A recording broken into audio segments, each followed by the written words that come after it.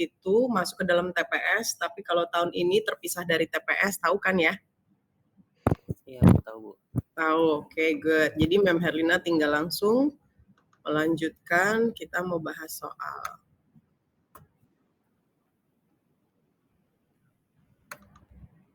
Oke, Mem ingin Riko baca The Pursuit of True Happiness yang di teks ini.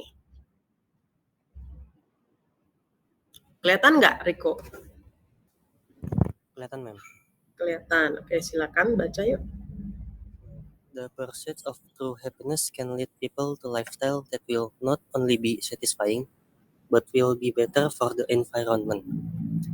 According to an overview of psychological research, for decades, consumerism has been on collision course with the environment.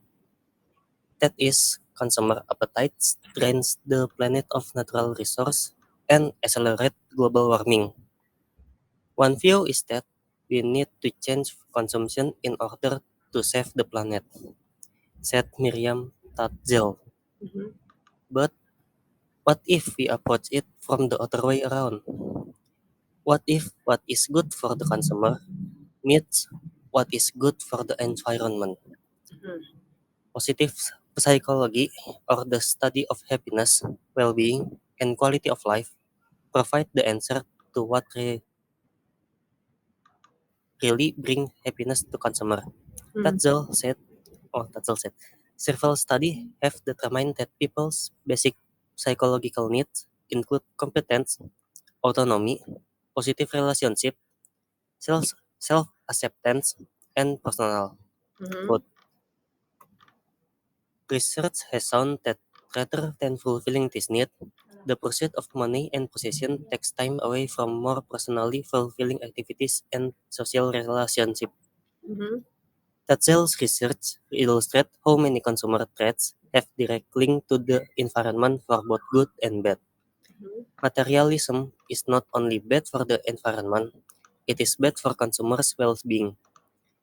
People want to escalate as they are tired of what they have and they want something else, which in return lead to more consumption and more waste in landfill. More energy consumed and more carbon emitted into the atmosphere, she said. The larger the gap between what one wants and what one has, the greater the dissatisfaction, less materialism, equal more happiness. Tetzel note that another path to well-being is thrift, which means conserving resources as well as money. Careful people are happier with life in general, according to 24 and 14 study. That may be because avoiding the negative consequence of spending too much and going into debt is one way to avoid unhappiness, he said.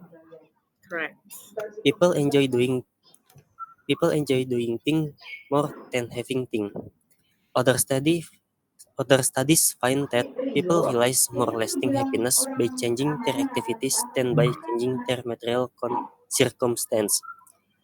Experience existing in memory are incomparable, often shared with others and do not have to be resource intensive, said Tatzels. Other research has found that people are more likely to be happy when they promote personal talent and relationships more than money and fame. They will also be likely to be happy when they have an independent sense of self that results in not caring much what other people think of their position. Tatzel said when it comes to having money, studies have shown a high income may buy life satisfaction, but not happiness. Research has found that people's emotional happiness is affected differently by having money than people life evolution, which refers to talk about their life evolution steadily rise with income. Emotional happiness also rise with income. However, research has found that there is no further progress beyond an annual income of $75,000. Studies a society with some people being idolized for being fabulously rich sets a standard of success that is unattainable and lead us to try to approach it by working more and spending more. Tatzel said, cooling the consumption-driven economy, working less and consuming less are better for the environment and better for human too. Okay, thank you, Rico. Well, if I can ask you, Rico, even though you're just reading it one more like today, please tell us what is the text about. Can you inform to us what is the text about? Kira-kira ini tentang apa ya, Rico ya? Yang tadi Rico baca. Tentang kebahagiaan, mencari kebahagiaan dari gaya hidup yang nggak merusak lingkungan. Yang tidak merusak lingkungan. Oke. Alright, sekarang saya mau tanya yang lain lagi. Coba Anggita. Anggita, ini teksnya tentang apa? What is the text about, Anggita? For sure. Yang lain nanti bentar lagi saya tanya ya. Coba cari tahu. Lingkungan, Gimana? Tentang lingkungan. Tentang lingkungan. Terus? Ya.